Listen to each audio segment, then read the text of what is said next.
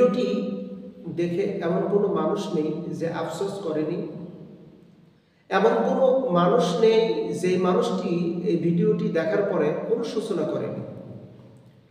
যাত্রাবাড়ির শায়েখ মাহমুদুল হাসান এবং আল্লামা মামুনুল হকের মধ্যকার যে ঘটনাটি, এটি মিডিয়া জগৎকে তোলপাড় করেছে। সোশ্যাল মিডিয়াতে ব্যাপক সমালোচনার ঝড় উঠেছে। আল্লামা মামুনুল হক ময়মনসিংহের একটি মাহফিলে বক্তব্য চলাকালীন সময় এই মাহফিলের আরেকজন চিফ গেস্ট ছিল যাত্রাবাড়ির মুরব্বী যাকে বলা হয় মাহমুদুল হাসান। এই মাহমুদুল হাসান সাহেব তিনি মঞ্চে উঠলেন। আল্লামা মামুনুল হক এই মুরব্বীকে দেখেই, একজন প্রাক্তন আলেম, বয়োজ্যেষ্ঠ আলেম, তাকে দেখেই তিনি চেয়ার থেকে উঠলেন, দাঁড়ালেন। আমরা এই ভিডিও ফুটেজটি দেখেছি এবং ভিডিও ফুটেজের মধ্যে যেটা আমরা লক্ষ্য করে দেখলাম তা হলো যে যাত্রাবাড়ির এই শায়েখ মাহমুদুল হাসান এবং আল্লামা মামুনুল হকের মধ্যে বেশ কিছু কথোপকথন হচ্ছে। ঠিক এমন টাইমে যাত্রাবাড়ির শায়েখ মাহমুদুল হাসান সাহেব আল্লামা মামুনুল হকের গানে পরপর 2টা থাপ্পড় মেরেছে। 30 সেকেন্ডের ভিডিও, আমরা দেখে অবাক হয়েছি। 30 সেকেন্ডের মধ্যে 2টা থাপ্পড় মেরেছে। এটা অনেকেই বলতেছে যে একজন বয়োজ্যেষ্ঠ মুরব্বী ছাত্রকে থাপ্পড় মেরেছে, এটা আদর করেছে, দোয়ার উদ্দেশ্যে থাপ্পড় মেরেছে। কেউ বলছে যে না, শিক্ষক ছাত্রকে থাপ্পড় মারতেই পারে। আবার কেউ বলছে যে না, এটা নসিহামূলক থাপ্পড় মেরেছে।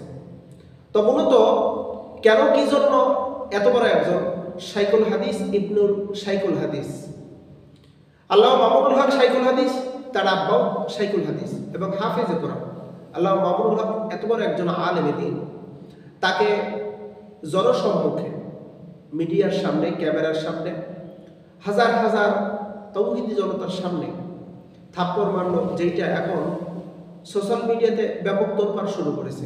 কেন, কি জন্য মারল? আমরা ছোট্ট একটি স্টোরি শুনলাম।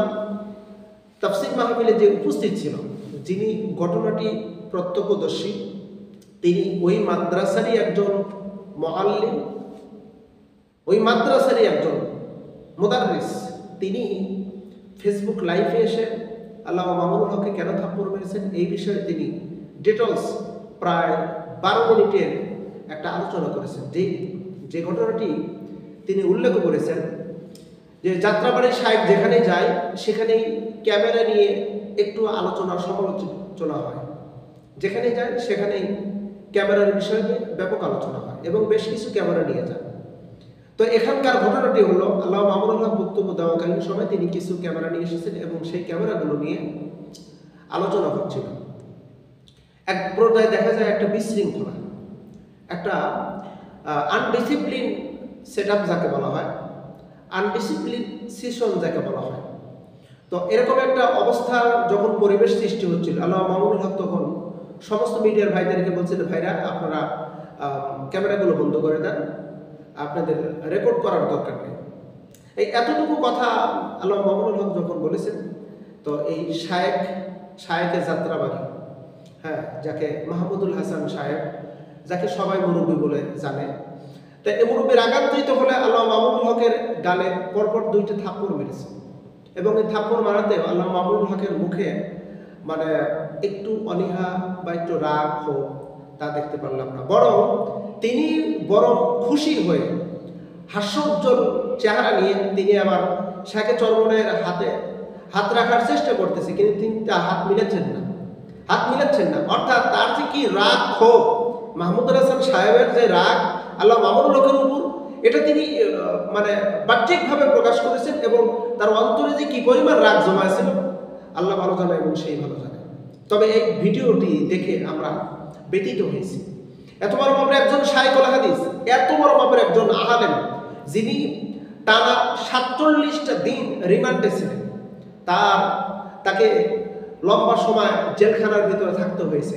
রিমান্ডে এত বড় হুষ্টপুষ্ট বিশাল লম্বা শরীরের অধিকারী বিশাল লম্বা, তার দৌহিক এত সুন্দর সুঠাম দেহের অধিকারী মানুষটি যখন জেলখানায় গেল, তাকে যখন রিমান্ডে নিয়ে যাওয়া হয়েছিল, এই মানুষ উঠে দাঁড়াতে পারেনি।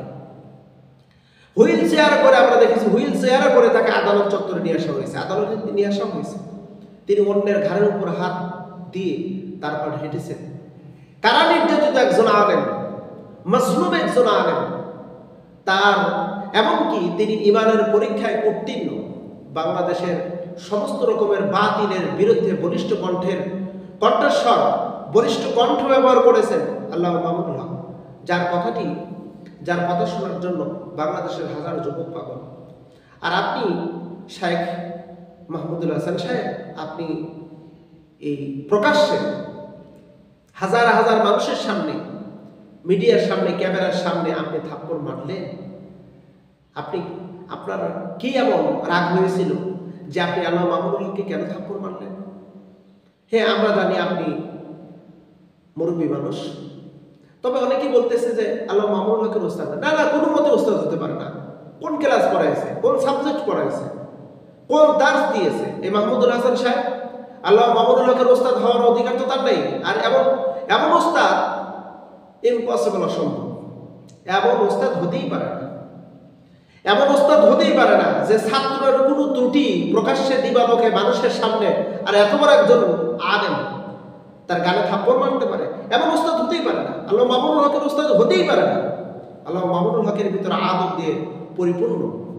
আমরা আজ পর্যন্ত তার ভিতরে কোনো রাগান্বিত কোনো আচরণ আমরা দেখিনি।